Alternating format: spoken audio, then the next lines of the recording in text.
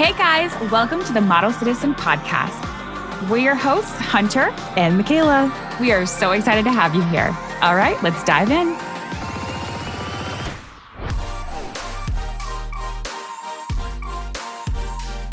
I think I'm losing my eyesight.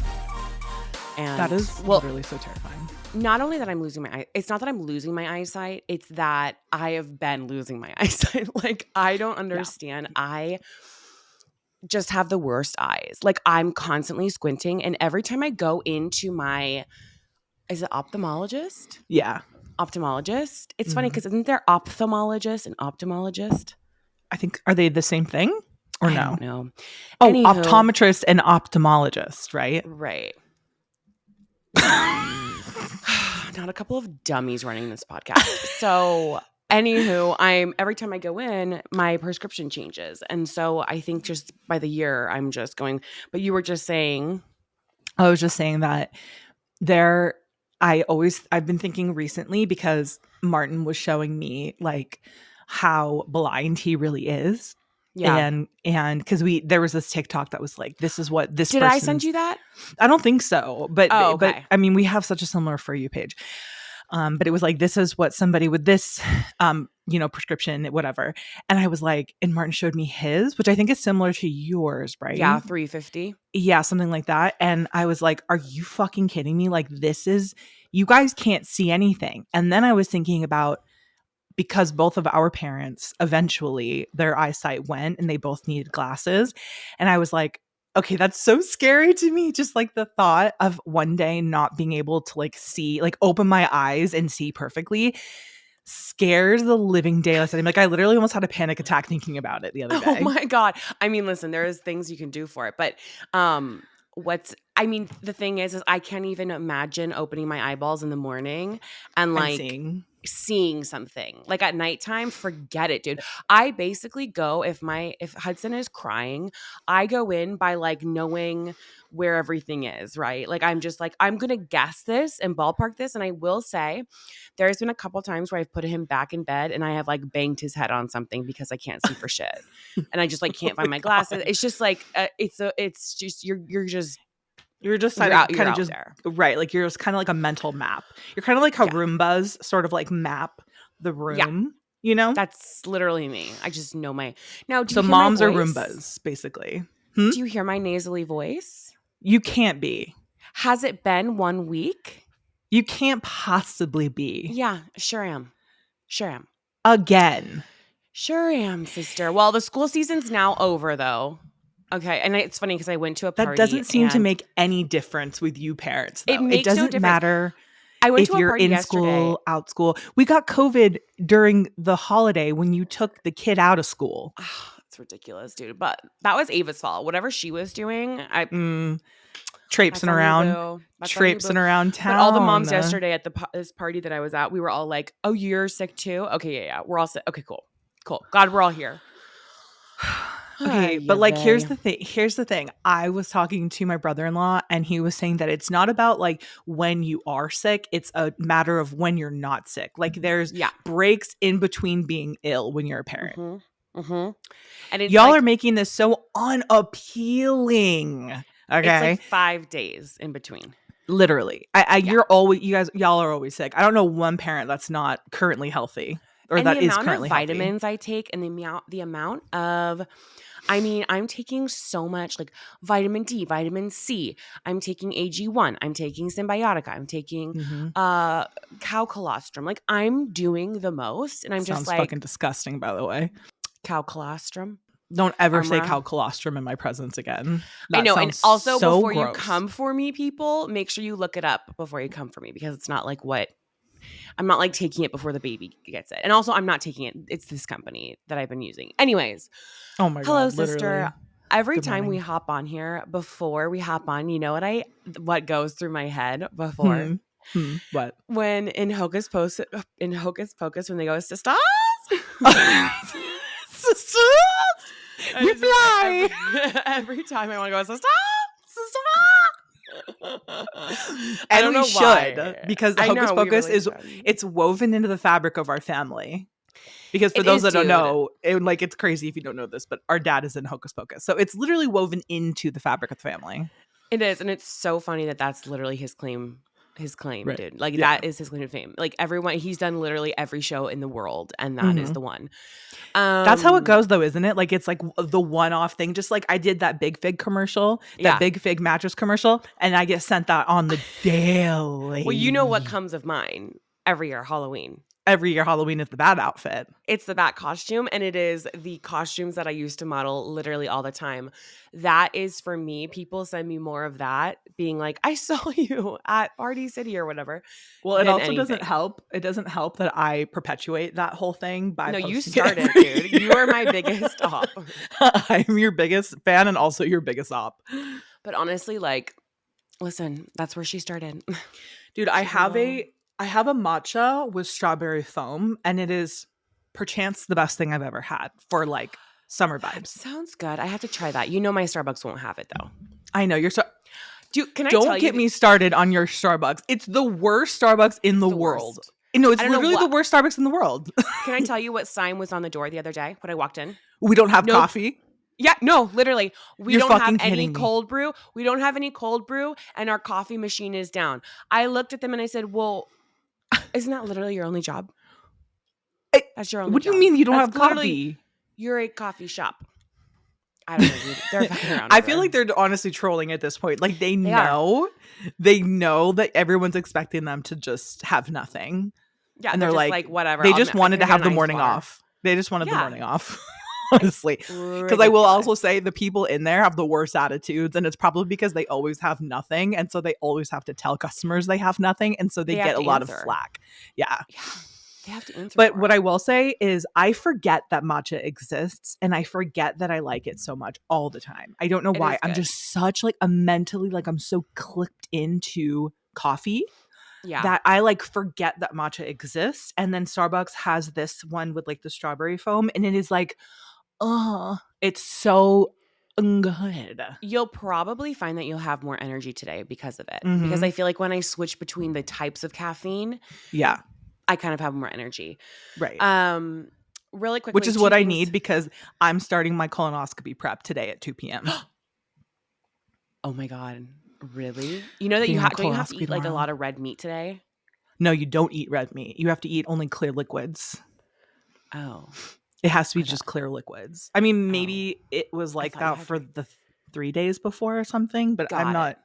My doctor just said clear liquids 24 hours beforehand. So like water, obviously coffee, broth, things like that.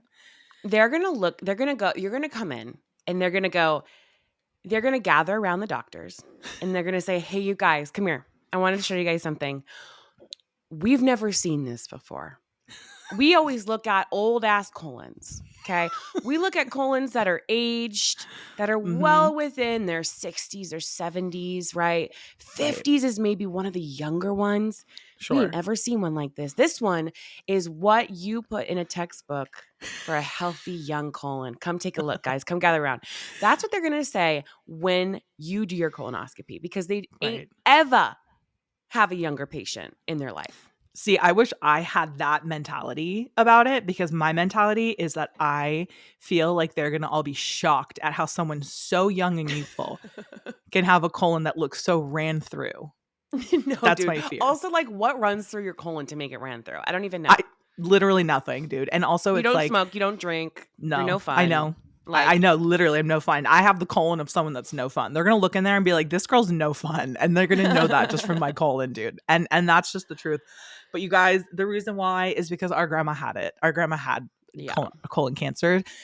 She beat it, but I just am like weird. You guys know I got health anxiety, yo. And I'm going to be out $1,500 because I decided that I want to take a look-see. You know? I want to take a little look-see. And ask me why a colonoscopy is $10,000. All right? That is ridiculous. It's ridiculous. And my portion of it is still $1,500. And I say, but I have a reason for going. So it's like, why isn't it free? Yeah. Well, tell health insurance that. You're like, I have a reason. Anywho, guys, today is a very special day because we have a guest that is coming back on the podcast. Highly, highly, highly requested as Round always. It is our girl, Sarah Nicole Landry at the Birds Papaya. You know her, you love her. She has the Papaya podcast. We wanted to chat with her today. I spent last weekend. Was it last weekend already? Yeah. Wow. With her on the Sports Illustrated swimsuit runway. She came to Miami. She did the damn thing. I'll let her kind of tell you her side of things. But, and I kind of wanted to dive into that. And we are going to get into that. But super excited to welcome our girl, Sarah Landry, to the podcast. It's so funny because this morning I was like, Sarah Landry. And then I was like, wouldn't it be so crazy if her name was like Sarah Nicole? Like, doesn't that sound like such like a sensible, like beautiful, like Sarah Nicole? I like said that to myself. And then that's her literal middle name. And I was like, I thought I did something. But I think I just knew subconsciously that was her middle name. You probably did. And her name is very much so like, it sounds like a celebrity name. Sarah Nicole Landry. Right, exactly. But I call her Birds. Like, yeah. She's Birds to us, dude. She's Birds. And that's the only way that we can refer to her because, to be honest, there's a lot of Sarahs. So she's Birds. All right? Birds. All right, let's let her in. Sarah! Just getting my... Take your time. We were just raving about you. Ranting, raving, celebrating, screaming and crying. Michaela this morning thought, she was like, God, Sarah, wouldn't it be cool if her name was Sarah Nicole? And I'm like, that's her. I was literally, I was like woke up and I was thinking of your name. I really thought I did something. I was like, because I love to like think about what people's middle names should be. I was like, Sarah Nicole just sounds dope. And then I looked and I was like, oh, that is her name. And you know what? It's funny because I thought I did something. I started going by Sarah Nicole for like a hot minute because when I got divorced, I didn't know what to do. Like I'd been married for 11 years. I'm like, you can't go back to my high school name. And I felt like I didn't know what my identity was. So I went by Sarah Nicole. And so then when I did get married and I took Shane's name, then I was like, well, I guess I'm Sarah Nicole Landry because it just became like, that's what my name was. It sounds like a celebrity. However, I will call you Birds. Yeah, you call me Birds. You call me Birds for as long as you want to call me Birds. And it just makes sense. It just makes sense. You know what? A lot of people do. It's funny. I have a hard time remembering everybody's names. So for me, I often have that problem where I am just remembering people by their usernames. Headphones here. And so I get it. Like when people are like, oh my God, or they'll sometimes be like, hi, Nicole. And I just let it happen because I'm like, whatever. You knew who I was. We're not going to make a deal of it. We're just I can't tell you how many people call me Heather. That's true. People call me Heather all the time. Why? No, it's just, I don't know. For some reason, it can't like register their brain to go into Hunter. I'm like, it's Hunter. And that's obvious. But anywho, it happened live on. It happened live on air like 3 times. On the like same 3 guy. times from the same guy. After I corrected him like multiple times, I was like, he's even had our dad on before. And I'm like, bro, you got the whole family on at this point. Like, learn the name. I know. I am dead. I just let him call me Heather. Funny. I'm gonna start calling you Heather. Sarah, are you like coming down? Like we both just unpacked yesterday. We unpacked yesterday. Which is crazy. That is so like, I feel like it's just so us. Are you guys the like unpack later types, or are you like the unpack the minute you get home type? Okay, later. No, I would love to be that person. It's not who I am. It's so wild because oftentimes I'll leave it until I have somewhere else to go. Like it's disgusting. Yep.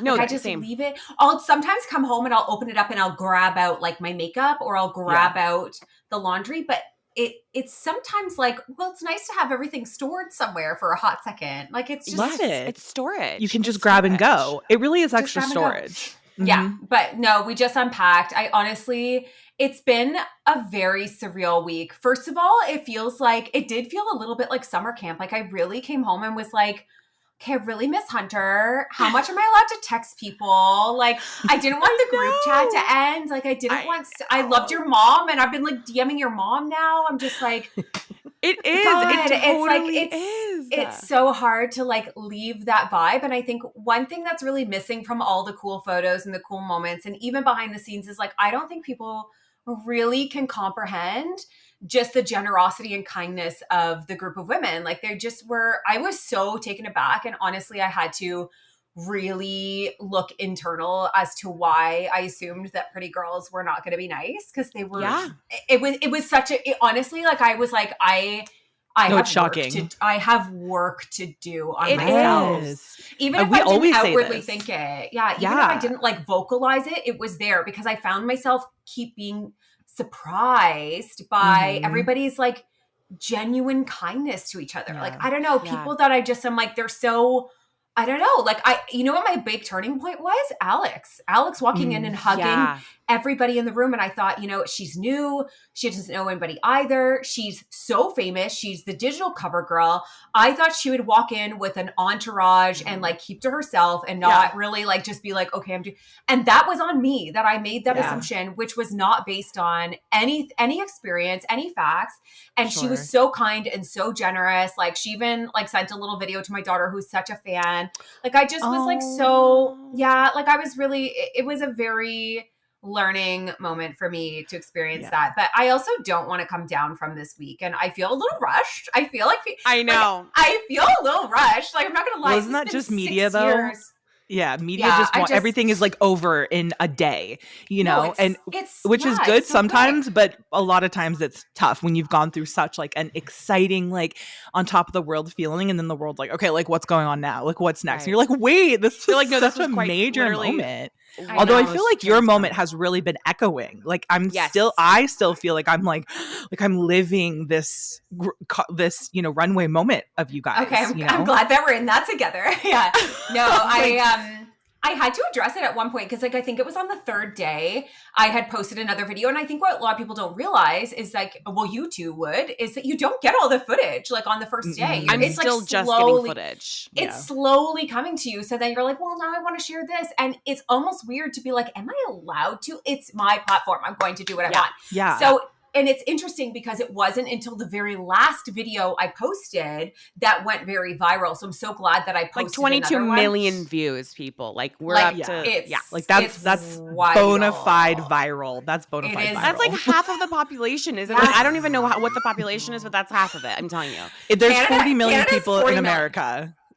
No, that's Canada. Canada has 40 million people. Like that is literally insane.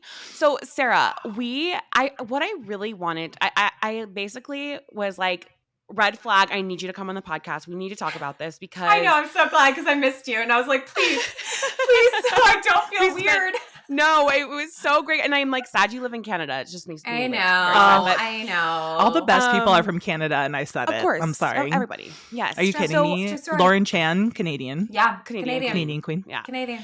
I love when you posted about you being 39 and having 4 kids and being divorced and, you know, having stretch marks and having, you know, a tummy and all these things. And you were like, you said in this, you're like, this stuff doesn't happen to me. Mm-mm. I'm a suburban mom. Like, it doesn't happen to me. Mm-hmm. How did it happen to you? Like, I think it's very interesting, because a lot of people from the outside looking in will be like, bitch, you have like 2 million followers on Instagram. No wonder it happened to you. But I live a very I live in a very normal life for me. And I just feel like I had to keep repeating it out loud over and over and over, that this was real and this happened and I was invited. And I just felt like I needed that to get out to people, because there's this, we watch it happen all the time as women age, as they birth, as they go through change, they like slowly get erased from society and from media. It's very fascinating to me that there is shock value to that, but it was also shock value to me. And so about 6 years ago, I had like told myself and told like my friends that I very much like wanted to do Sports Illustrated at some point. That would be like the peak goal. It's funny, whenever you get like a really good picture of somebody in a swimsuit, the compliment you give each other is like, okay, Sports Illustrated, like, all right, girl, like that is, it's like this, it's like, I think it's just such a massive dream, and it is a dream. It feels very shooting for the stars. And it was on the trip with you, Hunter. We were in Barbados shooting with Nyx for swim. And we had one of those moments. And I had you teach me how to do this iconic shot from Sports Illustrated. You taught me how to do this pose. We all learned how to do it. We had our Sports Illustrated moment. And you were like, have you ever actually applied? And I'm like, well, no, I just like to say it out loud, but I don't actually do anything. Mm-hmm. And I applied that year. And I remember saying it in my stories, like, if you don't go for it, like, it's not just going to fall in your lap. It's not going to just like happen. And I think maybe it does for some people, for sure. Mm-hmm. It definitely does for some people. But I really learned a lot. One of the girls on the trip, she was really No Ordinary Noir. She was really talking a lot about, if you don't say the words out loud, and how can you expect other people to believe them if you don't? Yeah. You have to bet on yourself. Yeah. You have to bet on yourself. So she made me say out loud what it was that I wanted. And she took the words out of the air and she ate them. And she was like, do the same. I want you to eat the words that you speak out of your mouth into the air. And I'm not like a manifesting girl. I like all that stuff. But I realized the power. What's not about what the result is. It's believing that you can, if that dream comes for you, that you're ready. You've been ready. You've been doing it. Like, you are there. You receive it before you even get invited.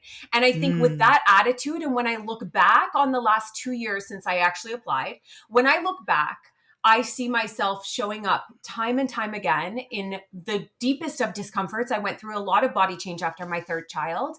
And I kept saying yes to things. I, did a nude painting shoot. I did multiple photo shoots in bikinis, and did multiple events where I was like exposed, or like I did like a runway in my underwear at one point. Like, there was not like an actual runway. It was like a confidence tour with Nyx. But I mean, things like that I was like, it's interesting because it wasn't about the Sports Illustrated thing. It was about the fact that I really finally, 6 years have been talking about it. 2 years of actually applying for myself for it, and then actually going through the practice of saying yes to things, so that when this came for me, I initially said no, actually, and my friends had to rally around me and be like, yes, you fucking are. Yeah. And then that even was like such a powerful moment, that like, even when you stop believing it for yourself, surrounding yourself with the right people that make sure that you see your dreams come true is so, so important. And then getting down there and going through all the discomfort of like, I don't know anybody. I'm kind of here by myself. I knew a few girls, thank God. Like, a few of you really took me under your wing, and like, you were so great for that, Hunter. But it was like, even stepping out, and I don't think you both would know this, but I don't remember actually the walk. Like, all I remember from it is dropping the sarong, and I remember thinking it's probably going to be very quiet, but I'm not doing it for the cheers. I'm doing it for the people who are watching at home. Like, this isn't about this group of people. Like, this is so much bigger than that. Right. And it shocked the hell out of me when I dropped that sarong, and it just erupted. Like, you can hear it in the video. There was like this eruption moment, and I just like, everything in me, like, you can see me like break half a smile and then like refocus, because I was like, I didn't want to walk. I know you relate to this, both of you. I didn't want to come off funny. I didn't want to come off apologetic. I didn't want to come off or like silly. Like, ha ha ha. Like, we're just going to make a joke out of it. Yeah. You're like, no, this is me. I'm standing in my own. This is who I am. I wanted to look fierce and hot and powerful, because I wanted that to be what people felt when they saw it, so that when they said yes in their own lives, they didn't do it as a joke or as a haha or as a funny. It was this is fierce, this is powerful, this is gorgeous, this is everything. That's so you see the half smile break, and then you keep going. But I blacked out. Yeah. Here's the thing. I heard that roar, and I was like, hell yeah, because I was right after you. Yeah, right after. Like, hell yeah, because she really warmed that crowd up for you. Yeah, oh my God, you really did. It's like, how do I follow that? I think what you're saying is so important, because I think that so many times women in general have to apologize. Like, we feel like we have to apologize. We have to say like, oh, it's I know I'm the only plus one, right? Or I'm the only one. No, it's like, I'm here on my own merit, which we will get to. I'm here because of me, because I want this and I worked for this and I put this out into the ethos. And I think that we have to see that more as women. And Sarah, I want to compliment you on something that I think is so powerful. You are not afraid to champion other women on your platforms, in interviews, out and about. And that is something in all my years of modeling, I find very, very, very rare.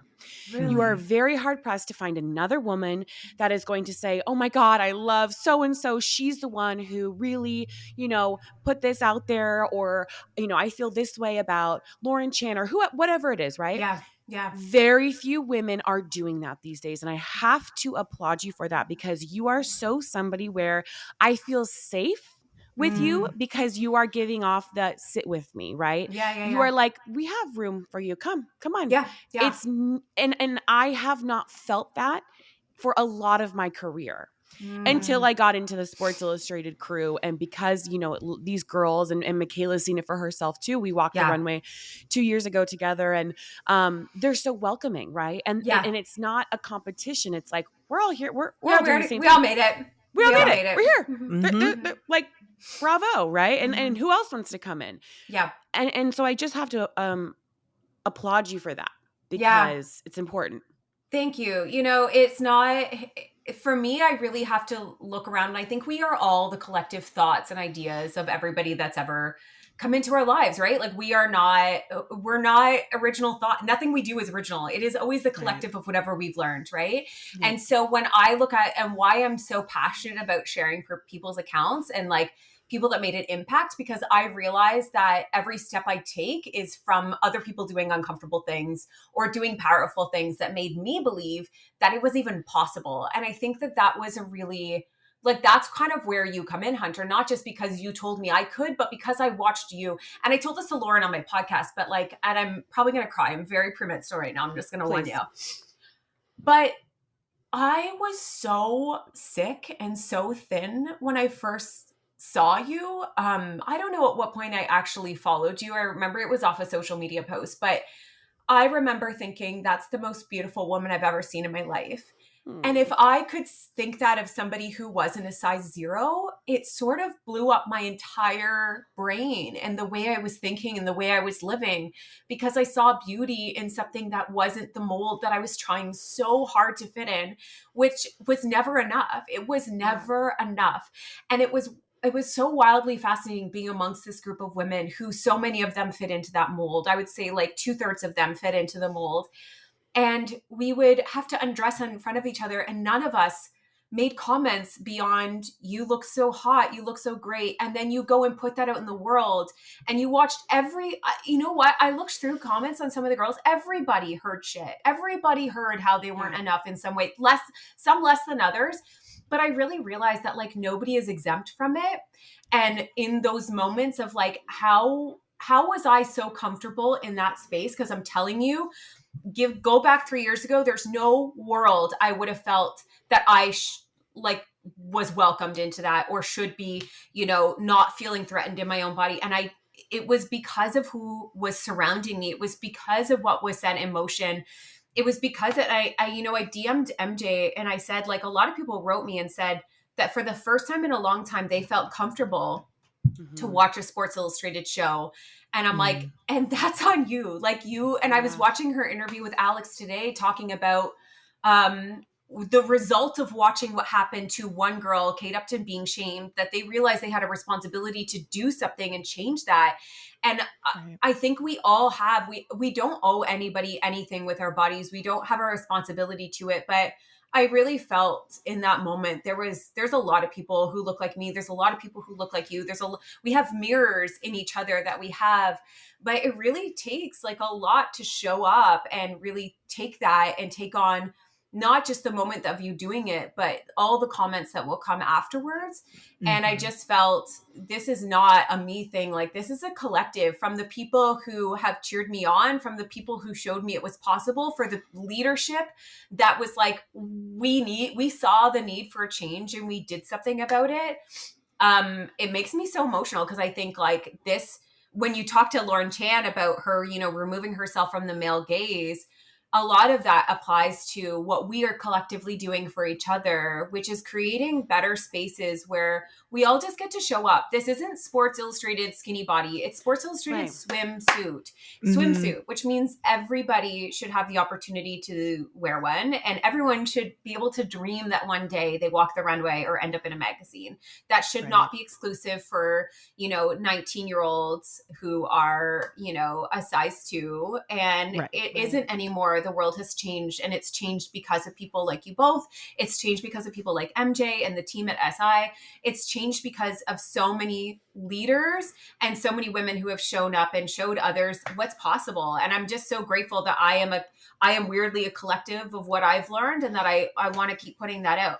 I'm so grateful that people were so impacted by seeing me. That's Yeah. incredible. And I think what you say, especially about we don't owe anything to anyone as far as our bodies go, but we always say, like, if you feel called to be that person, though, it is so important that you do step into that. Like, I know I've had so many women reach out and be like, I want to be like someone who's, empowered and posting on the internet, but I don't know. And I'm like, listen, you don't owe that to anyone. You don't have to be that person. But if you feel called to do it, because it is so needed in the world and in the industry. And like, that's what I think is so great about your platform, is you really saw this like void. You're like, gosh, I'm not really seeing myself represented in that way. And you had the bravery within you. And I always say, like, God, the universe, whatever you believe in, it's not going to put it in your soul if it's not going to give you the courage and the bravery to step into that responsibility. Yeah. And I agree that like there is certain callings, like every once in a while I get challenged that like my stomach's my whole personality. And I'm like, you would never say that to a gym bro who takes pictures of his abs every single day. Literally. No, like never. That, I'm doing it intentionally. I'm doing it because I believe in exposure therapy. I believe in the more that we every single day see one type of body on repeat, and then somebody shows their own body and they're like, whoa, you do this a little too much. It is your personality. I'm exposing from myself, and I'm exposing for others. And I love what you said, Michaela, because I think what a lot of people need to hear from me, who just did that thing, who just wore a string bikini on a runway for millions of people to see, wasn't that long ago that I was still wearing t-shirts in the bedroom and walking backwards out of them, and would never be caught dead in anything. Like wouldn't wear shorts, wouldn't wear a 2-piece swimsuit, even when a 1-piece swimsuit would have a sarong on top. And there's nothing wrong with that. But I'm telling you, I missed out on so much of my life and so much opportunity just within it's not about the runway. Just if you realize that you're sidelining yourself from your own life, you're missing out on like really amazing intimate moments. You're missing out on, I can't tell you how many times I wouldn't even get into the water with my kids because the swimsuit would sit on my body differently once it was wet. Right. And so I'd sit on the side and be like, no, I don't want to get wet. I don't want to, and I would always say like, I don't want to get my hair wet. And you're a my bystander. Kids, you're a bystander. I know. And so that is my one, when I try and not lead with regret or talk about regret. But I realize now that if I live in a way that is the path of least regret, as opposed to the path of least resistance, it's going to mean more, because I do regret not being in the pool with my kids more. And I don't get that back. Like it's not just about them. Like it's about me. I didn't get the experience. I didn't get those moments. And so you should do it for yourself as much as for your kids. Yeah. It's so in my soul now that like, and it's still challenging, like going into public spaces and, it's, those thoughts aren't not there, but I think a lot of people feel like they're so far from being confident enough to do anything. And I'm like, I get it, because I was literally doing this stuff. It took so much showing up. It took so much exposure of other women's bodies. It took a lot of that and I think intentionality. I think exposure therapy is so important, and that's why representation is so important. I think that goes really hand in hand, especially with media. Back to what you were saying, how like you were at your thinnest and sickest and you saw me and I was not a size 0. I think that all the time about women. I look at women who are, bigger than me, smaller than me, shorter than me, taller than me, whatever. And I'm like, oh my God, how you're stunning. You're amazing. And it's funny because Christy Brinkley did an interview I want to say maybe a week or two ago on the Today Show. And she had said, I'm now 70 and I'm just now feeling comfortable in my skin. This is Christy Brinkley, who literally, like, if Christy Brinkley can't feel comfortable as Christy Brinkley, what are we all doing, right? Like, we're all feeling this. And I think when she said that, I could almost feel a collective healing in women around the world, right? Who are like, oh, wow, okay, got it. And I think it's important for us who do have these platforms to share that vulnerability and say, I'm not perfect. I don't think of that. I don't always think this way of me. I have my moments still, right?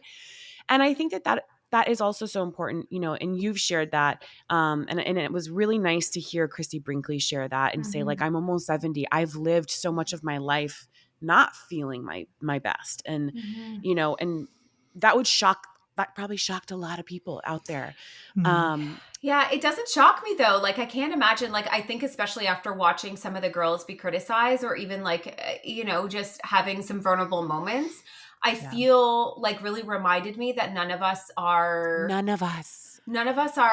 free of that. And it might seem that it's easier or it happens less for some, but I think about the Rupi Kaur poem where she talks about, I'm sorry for all the times I called you pretty before I called you all these other things. Like, it is, I can imagine it must be a weight to also be, okay, you're Christy Brinkley, or like a supermodel, you're perfect in the world's eyes, and you are changing, because we all are. We are all changing. So to have that pressure to try and hold on to something that is never going to stay still, and the goalpost is constantly going to change. Every decade we see a different body be the ideal. We watch it go through cycles over and over. And I feel like there's been I feel like the pendulum swung and it swung back a little, and it's kind of like figuring out where it's going to go.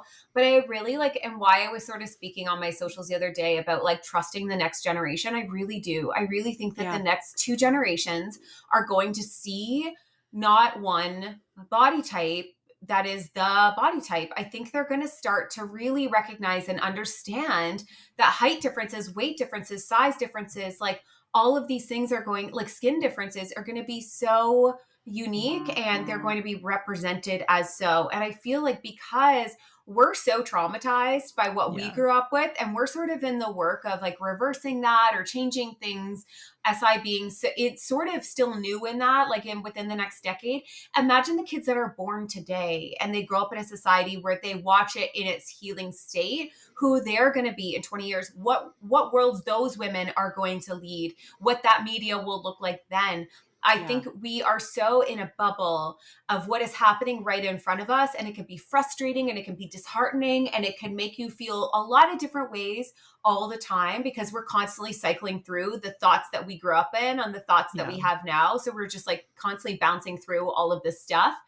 I don't think they're going to have so much of that. I think that I think it's still going to be there, but I don't think it's going to have the hold that it does. I really do trust what's coming, and I'm excited to be a part of the healing that may be coming with it.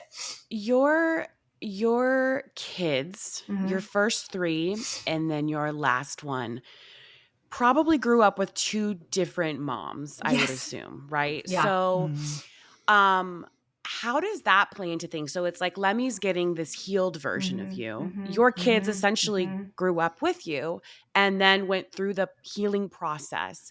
Yeah. And I'm curious what your stance is on that, but also what did they say when they saw you on the runway? I mean, they must have been so proud. And by the way, can I just say, Sarah, before she went down the runway, literally called her daughter to like congratulate her on something for cheerleading. I was like, you are a mom of all moms. Like, always. You're like, oh, by the way, you got into this cheerleading thing. And I'm like, you're about to walk down the runway. You're literally like FaceTiming her, telling her, like, that is just a true mom, right? I had to check my emails, I know, because the news came in for her. It was, But I love that. You celebrated her moment before your own, and I think that was really cool to see too. Just a little tidbit. My life now, this is gonna suck to say. Just get it out, girl. We're here for you. It feels like one big apology letter to my first three. Yeah. Yeah. It does. They got the unhealed version of me, and that's okay. They had to watch through it, and they watched me get very thin, but very sick. And they watched me come back through that. They watched me go through divorce. They've been there. They're like just the funniest group of humans. So they always like, I don't know, like we can be in the most traumatized state and like your kids will just say something funny and you're just like, right, life is not have to be that serious. Right. They're that kind of people. Nothing is that serious to them, which I think is the greatest energy to have around you. Yeah. But I did, like there has been a couple instances where I'm like, do you guys like, I don't know if they even remember. There was one point where I put on an outfit and my son said, "This reminds me of old mom, this outfit you're wearing." And I was like, "What? Old mom? What do you mean?" He was like 10 at the time. And he was like, like before. And I was like, oh, you really see me as two different people, two different experiences, two different, I guess, lives. But yeah, like it's never too late, right? It's never too late to be like to change and to be this version. And I'm so glad that I'm this version now. And I'm so glad that they've never like held any resentment towards me, that I like never got in the pool or never did things. No, like it's really beautiful to watch them just have their own process of you it. say apology.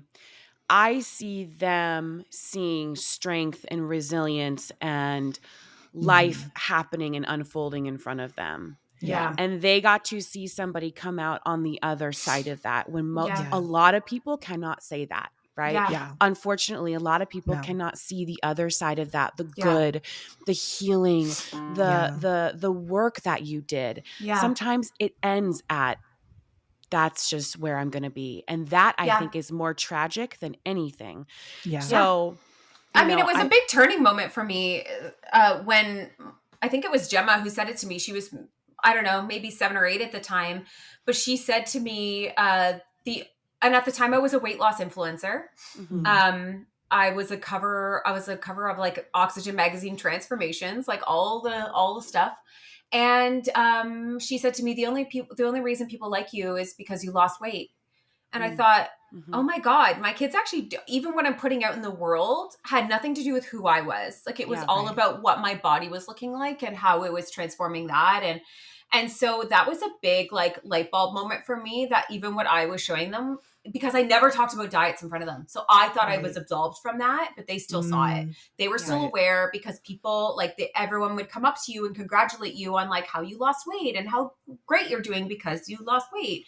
And so that was also a big wake up call for me, that like she had seen that I was being celebrated for my body size. And now what they see is people come up to me and say, oh my God, thank you. Like I put on a swimsuit for the first time because of you. Like I went through postpartum last year and like, it really was great to go through my feelings because I watched you go through your feelings with it and like not pretend that like all is okay. But if I'm honest, I don't think they fully, I don't know that like Gen Zs get the Sports Illustrated thing. Like I don't think they get it because they didn't grow up on it the same way that like we did. So I remember like saying Sports Illustrated, but I don't know that they registered in any way until Alex Earl was coming. And then it was like, what? You're doing this with Alex Earl? And then it was like, oh my God, you're doing Sports Illustrated with Alex Earl. It was like, I literally was like, and that's what I said to Alex. I was like, my own children are like, I don't know what you're doing, but like Alex is doing it. Like it was, but I think that's also really important in what we saw for just like the age differences, right? That were represented and how some connected with my kids. They were very proud, but my kids it's really interesting. You'd think that they would talk about this stuff all the time, or no, like it's just a very, like we're just all happy for each other. Yeah. But they don't, my husband's the same way. Like I was after everything, like I felt like he wasn't saying a lot. Like I was like, because everyone was like, oh my God, he must be so stoked. He must be so this, so that. And I was like, he's proud of me, but I haven't heard, like, he hasn't been like any different with me. He's just like, okay. And then after I'd come home, I was like, had a hat on. My hair was still crusty. I hadn't washed it yet. I was in sweats.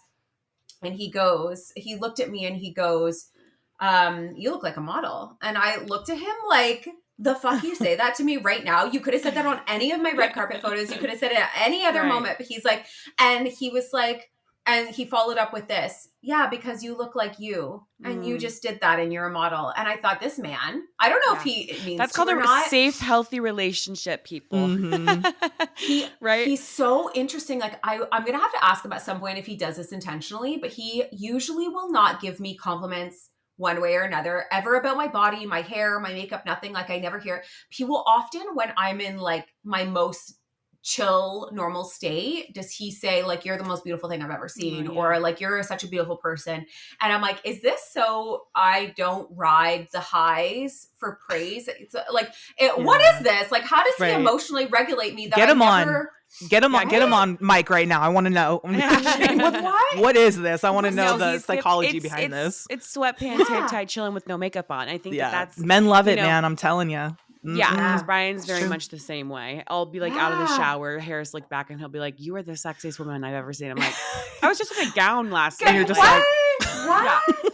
I feel like we do that for each other, and the rest is for the. No, I don't know, but even for him, like it was just my home life, and as much as things can ride these highs online and these big moments in life, my home life is so steady. Like they don't really react in the big waves. It's just like this constant. We love you, your mom, your wife, like we love you, your partner. Like there's no, like there's a lot of celebration, but it's never that I feel like I have to keep doing that in order to feel loved. Yeah, I think that's important. Is very important. I think it'd be weird if your kids cared more about you when you were doing things that were what the public considered to be success. Like, like that would be so. If my kid was like, "Oh, I'm so happy for you now, Mom, that you're on this cover," or I'd be like, "What about before that? I made you PB&J yesterday, and I how about the fact that I carried you for 9 months and birthed you out of my literal body? Like, I want you appreciative for those things too, first and foremost. But happy about the outside situation."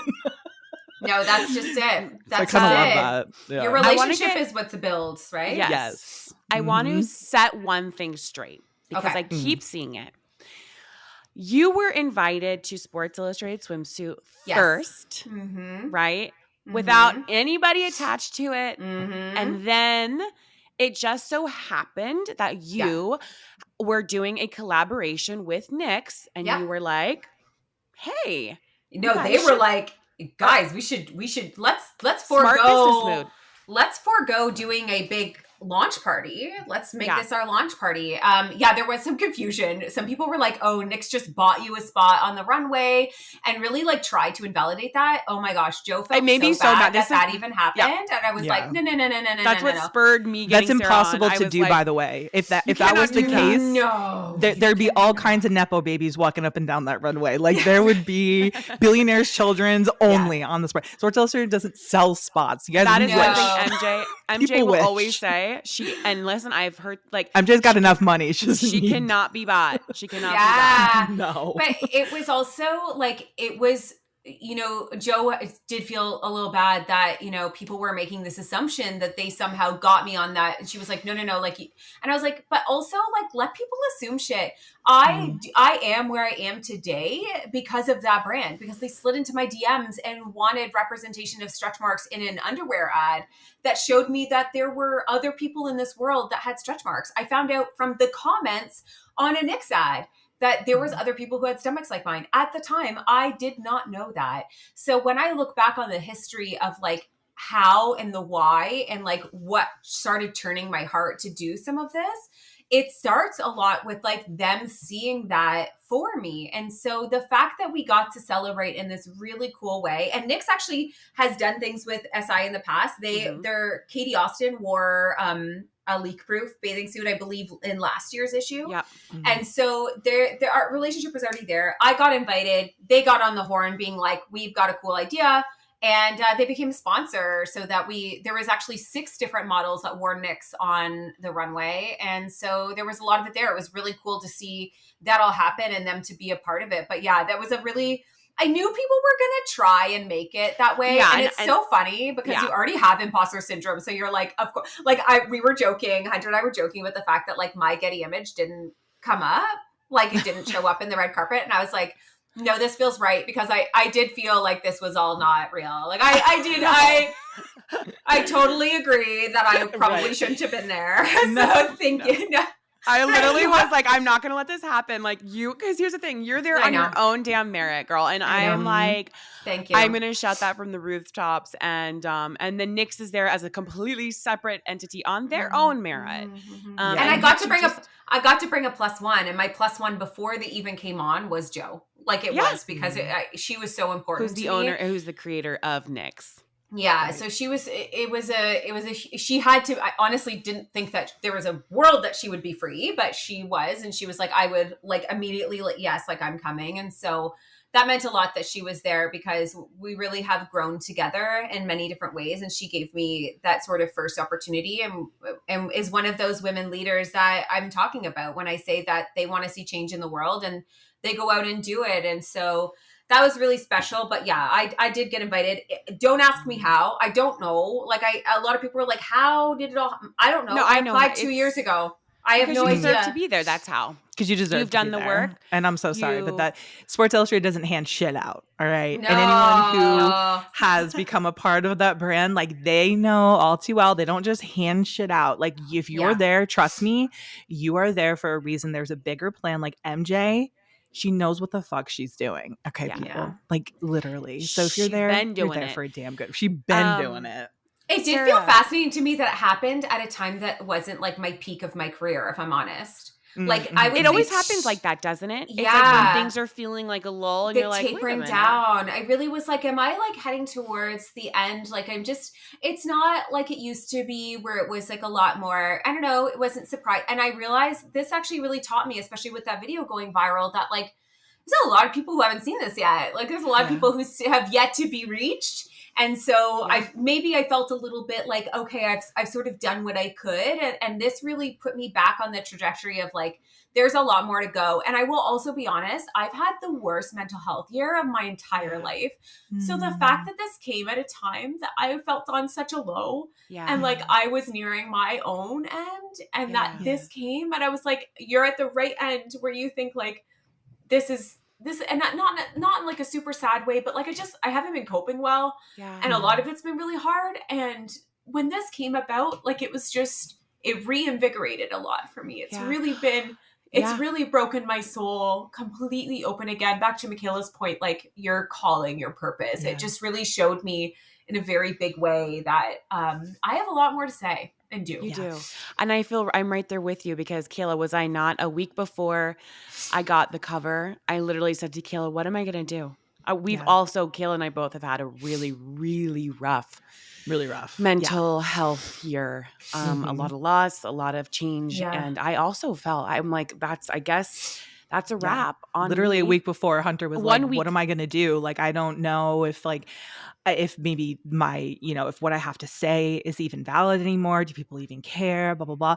And then a week later, she's FaceTiming me, showing me the cover of Sports Illustrated. I'm meeting Oprah. I'm we're crying and we're bawling and you're walking the run. It's like, guys. It truly like just goes to show if you guys are listening, and I know a lot of women, we have a very, very like 98% female listenership,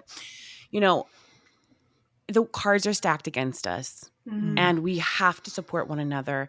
And you just have to keep pushing on because your message, no matter how big, how small, how silly you may think it is, it's not. It's always needed. And we are all living proof of that, And I think that if anything, that's what we can really take from this too, is like, you are never too old. You are never too big, too small. You are never, quote unquote, played out. You could be a mom of 4 living in suburbia and do the damn thing also. And I think that is so important. Before we let you go, I want to know, what are you manifesting next? What are you putting out there next? What's something like, just speak it. Speak it. Speak it out. Let's eat it. I'm going to eat it. Hunter, you fucking know what it is. That's the worst part. And I'm so... You'd love Wait, I want to know, what is it? I really want to be Rookie. Yeah. Okay. I would love it. But I say that and like it's cool because that was the first thing I spoke. Yeah. But also speaking out loud does not mean that this wasn't one of the biggest and It's is been not already, since I've known like you. it's already, yeah. So like, you know, it's been the dream, but I didn't know, if I'm honest, I didn't know you could do the runway before being rookie. Like I didn't know that was a thing. Mm-hmm. So I very much thought that I had to make rookie in order to do the runway. So the runway was not something I even had thought was a possibility. So it's a very, very, very huge thing. And I do not want to downgrade that. And I also am just like, the dream is still there. And if it doesn't happen, at least I believed it for myself first. And at least I did the damn, and I said it out loud first.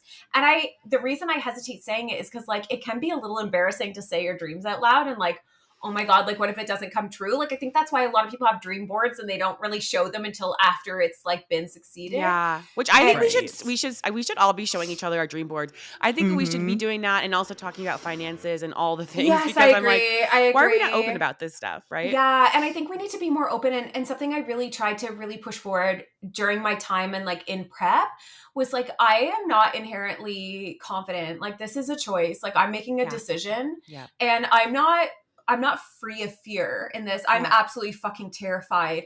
But I realize that if my knees aren't shaking when I step forward to do things, I probably stopped caring. And I probably, I want to feel that, I always call it the top of the roller coaster feeling. You are terrified and you are doing it and you're doing it scared because you know that the ride is worth it and you know that the experience is worth it. And even you know, I had moments where I didn't know if we were walking in heels and I'm not great in a heel. So I was like, okay, if we fall, if that's going to happen, I had just decided that 80-year-old me is going to love telling that story. We are going to love that. So if it's not for you now, if it's not for you, if it's not for your kids, if it's not for this moment, if it's not for the dream, do it for the stories that you're going to tell when you're 80. Like do it for the like the whole, do it for the plot. I love that because it's no longer about getting yourself to a perfect size place person before you do things. I was at a mental low. I felt like I was like tinkering down in my career. I'm turning 40 this year. I'm postpartum of my third child. Yes, I'm 3 years postpartum, but it is postpartum, bitch. And you know, I have been a mother. I got married at 19. I got pregnant at 20. So my entire adult life has been in a postpartum body and never seeing that really represented in a way that connected with me. And there are other mothers who walked that runway who you probably couldn't tell that they have had children. You can tell that I've had children, you know, like that's okay. And so I'm very proud that all collectively came together and we did it fucking scared. We didn't do it boldly confident and knowing what the fuck we were doing. Like, no, like that my knees were shaking, but we did the damn thing. And I think so many people are waiting for their knees to stop shaking. And I think that we have to stop that idea that confidence and loving yourself is going to be this like cloak that comes over your body and gives you permission to do all the stuff. No, you're not going to feel it every day. Love. And you know it if you have a partner, if you have any relationship in your world that you care about, you know that it is not sunshine all the time. It is not always like showing, it's sometimes picking socks up at the floor. I say this all the time. It's not butterflies in your belly. It's like cooking a damn meal. It's like putting something together. It's like doing the work. It's not going to always feel amazing. And so I think that it's important that we really remove the feeling out of opportunity. Your feeling is not going to be confident. Your feeling is not going to always be in love for your body and yourself. But can you show up in love and can you show up in the choice of confidence because you deserve that and your 80-year-old self deserves the stories and you can't fail. If you take it away, if you take everything else away, you can't fail. That is a fucking word. We went to church. Sister. We went to church just now. We went to that Birds is Papaya a church. Word. A word. My hands were Sarah. up. I wish I could just talk to you all day long. And I know. I love this. And I've missed you and Michaela. We need to hang out. I'm actually cannot believe the fact that we have not met in person. I know. It's actually sick.